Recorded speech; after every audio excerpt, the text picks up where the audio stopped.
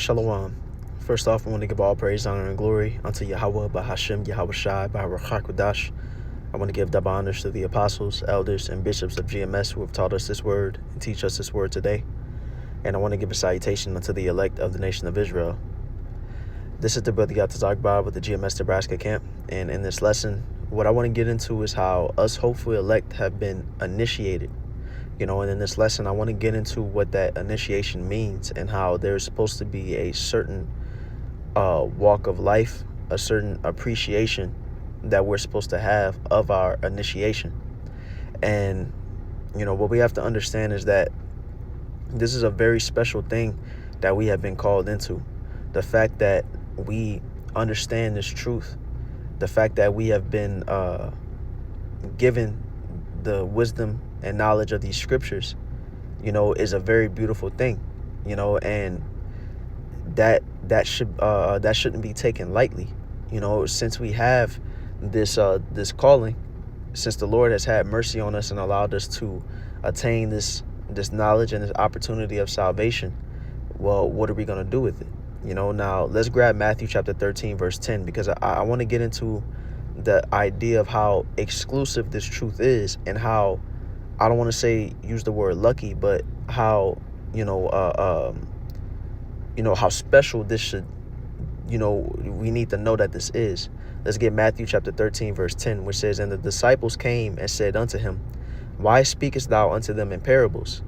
And they were asking this because our Lord Yahweh Shai, when he was on the scene and he would preach unto congregations, he wouldn't always say things straightforward. He would say things in a parable or like a riddle, an analogy. He wouldn't just put the truth out there straightforward because he didn't want everybody to get it. That's why in verse 11 he responded. He says, "He answered them and said unto them, Because it is given unto you to know the mysteries of the kingdom, but of heaven, but to them it is not given." And that's the thing. There's a certain sect of the nation of Israel who are supposed to understand this truth, but it's not given to everybody, And the nation of Israel, just a sidebar, the nation of Israel are the so-called blacks, Hispanics, and Native Americans, but in this time, as the scriptures say, they are not all Israel which are of Israel. You have the elect of the nation of Israel, which we are striving to be, and you have the 2/3 of the nation of Israel, which are on the outside, which will not attain salvation. Now, like it said, to you it is given to know the mysteries of the kingdom of heaven. And I want to get into that word mysteries, which is Strong's G3466, which is the Greek word mysterion, which is a hidden thing, a secret, a mystery. Generally, mysteries, religious secrets, confided only to the initiated and not to ordinary mortals. So that should show us that the fact that we have been picked by Yahweh Bahashem Yahweh Shai to be able to understand this truth in this time is a thing that is not to be taken lightly, because it said this isn't for ordinary mortals, which means that for those of us who are initiated, for those of us who have this opportunity to be of the hopeful elect, we aren't supposed to carry ourselves like ordinary mortals. Let's read on. It says, "A hidden or secret thing, not obvious to the understanding," right? Because the Lord has to open up your spirit to receive this truth. That's the reason why some people, like when we preach on the highways and we can break down the truth to somebody and they just can't get it, it's because, as the scriptures say, the Lord has blinded some and made some people deaf. And that's not talking about literal blindness and deafness. It's a spiritual blindness and deafness, to where the truth can be broken down to where we just get it. It makes complete sense to us because the Lord has opened up our spirit to receive it. But for those in the world that the Lord has blinded and made deaf to this word, no matter how much you explain it to them or break it down or teach it, they just can't get it because it's only confided to the initiated. It says, "A hidden purpose or counsel, secret will of men." It says, "Of the Most High, the secret counsels which govern the Most High in dealing with the righteous, which are hidden from ungodly and wicked men, but plain to the godly." Right? It's been plain to us, but it's hidden from ungodly and wicked men. So that's the thing. We have been initiated. We have been called into this truth. But because we're called doesn't mean we're chosen. Let's grab that real fast. Which is Matthew chapter 22, verse 14, which says, "For many are called, but few are chosen." So when you get into that word called, it's Strong's G2822, which is the Hebrew word kletos, which is called, invited. So that's that initiation. We have been invited to this truth. It says invited by the Most High to the proclamation of the gospel to obtain eternal salvation in the kingdom through Hamashiach. Called to the discharge of some office, divinely selected and appointed. So we've been called, we've been invited, but there's still a part that we have to play, because it says that we're called, but it says many are called, but few are chosen. Now there's a distinct difference between those called and chosen, because when you get into that word chosen, it's the Greek word ekletos, which is picked out, chosen by the Most High to obtain salvation through Hamashiach. Christians are called chosen or elect of the Most High. It says, here's the point here: chosen, select, i.e. the best of its kind or class, which is speaking about the elect.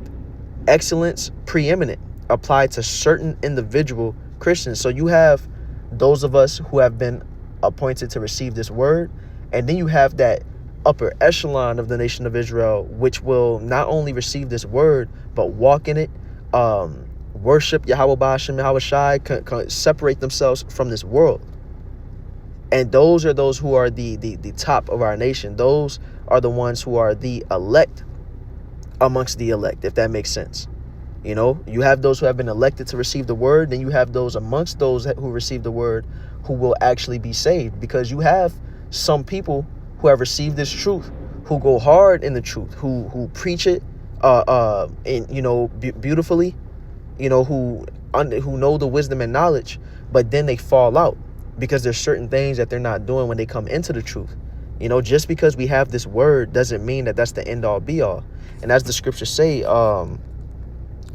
let's get this real fast. This is 1 Corinthians chapter 8, verse 1, which says, "Now as touching things offered unto idols, we know that we all have knowledge. Knowledge puffeth up," which means that because we can get into the mindset that, okay, I know this truth. And just like it said, we're initiated, and that makes us not as ordinary mortals. And that can make us feel more important than we actually are. That can put us in a mindset to where we thinking of ourselves highly.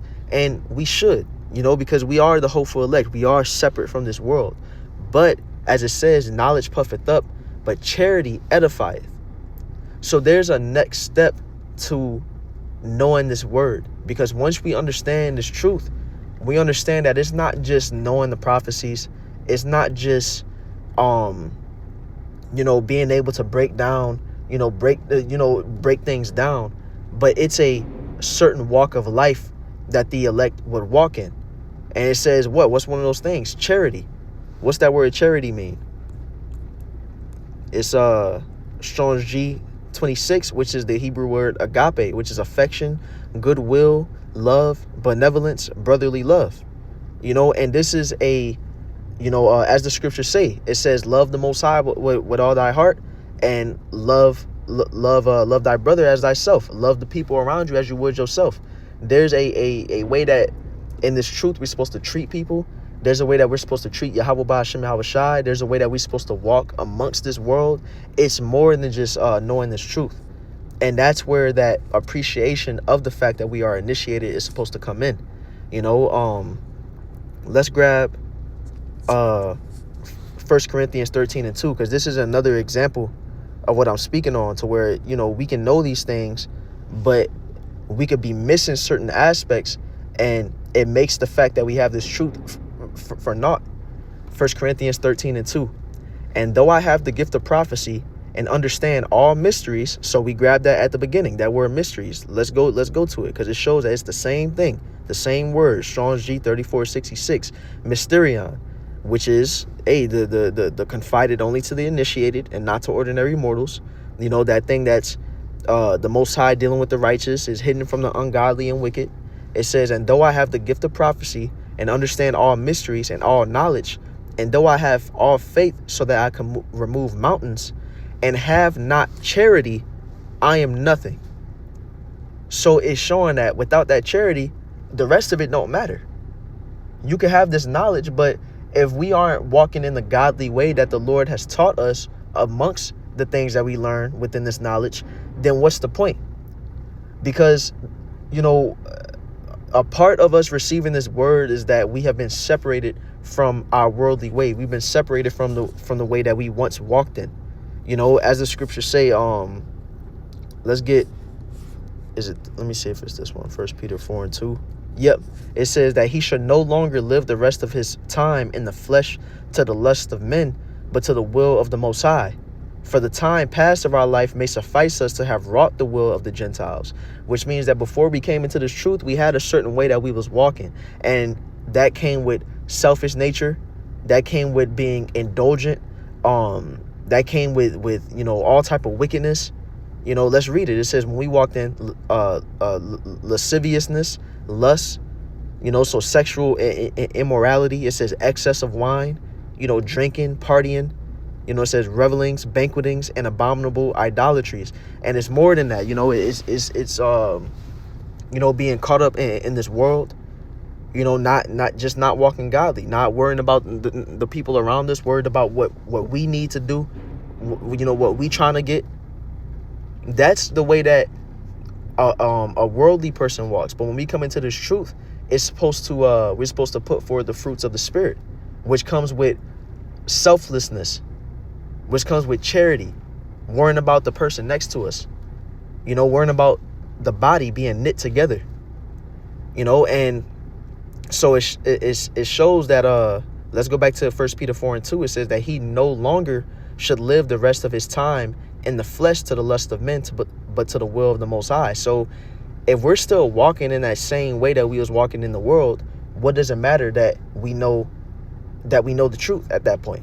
What does it matter that we can break things down and that we know certain mysteries if we aren't putting forward the actions of one that is initiated?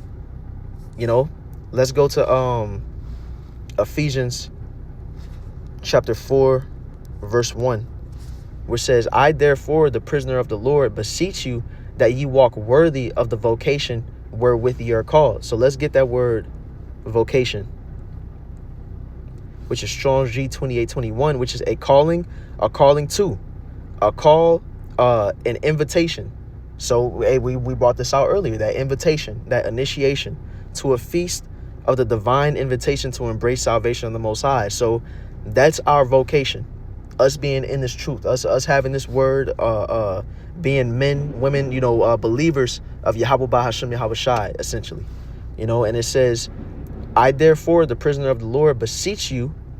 So the Apostle Paul is saying that he's begging us. He's trying to, you know, really get us to do what he's asking of us. Beseech you that ye walk worthy of the vocation wherewith ye are called. So we have the vocation wherewith we are called, but then there's a responsibility of us to walk worthy according to it. And it says what? With all lowliness and meekness, which means that we're supposed to be humble. You know, we ain't supposed to think of ourselves all highly, exercising our authority over people or acting like we, you know, perfect or you know, these great people. Nah, we still fighting for salvation. We just because we called, we not chosen. We got to understand that. You know, we all fighting. We all mess up. We all imperfect. It says with all lowliness and meekness, with long suffering, forbearing one another in love. You know, dealing with one another. You know, helping one another in this truth. It says endeavoring to keep the unity of the Spirit in the bond of peace. You know, and that's something that's constantly spoken on as a behavior of the elect, that they would be in unity with others, that they would be selfless, you know, worried about the body and not just themselves. And, you know, this is something that, you know, that I need to do better at, first and foremost. You know, I don't got this packed down, you know, but just putting it out there to show that just because we got this word, that's not it. There's more that comes with it. You know, so let me see. I believe there's one more precept I wanted to grab, which is 1 Peter chapter 2, verse 9, which says, but ye are a chosen generation, a royal priesthood, and a holy nation, a peculiar people. So it's showing us that we're set apart. There we are a special portion of people on this earth, those of us who have been called into this truth.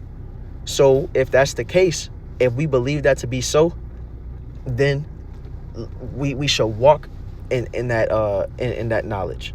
It says that ye shall show forth the praises of him who hath called you out of darkness into his marvelous light.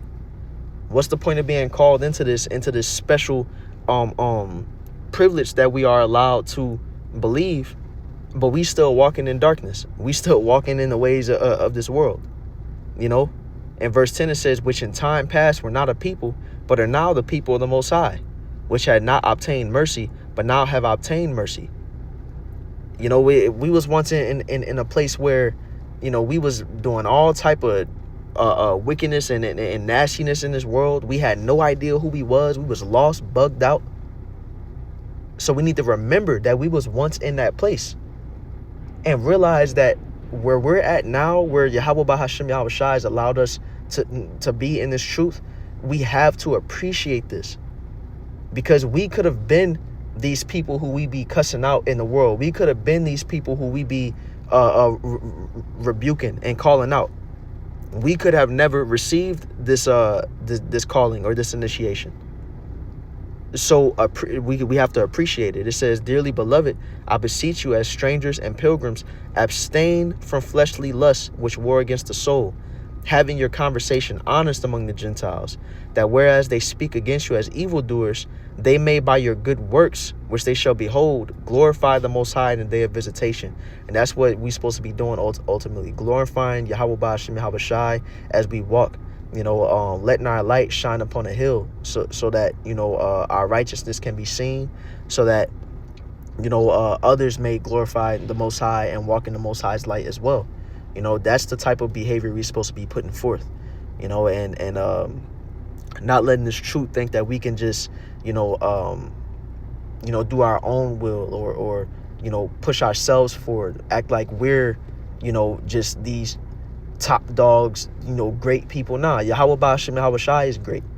That's the way that we're supposed to be walking in this truth and putting forth that type of vibration, you know. So Lord willing, this lesson was edifying. Once again, I want to give all praise, honor, and glory unto Yahweh Bahashem Yahweh Shai by Ruach HaKodesh. I want to give double honors to the apostles, elders, and bishops of GMS, and a salutation unto the elect. Shalom.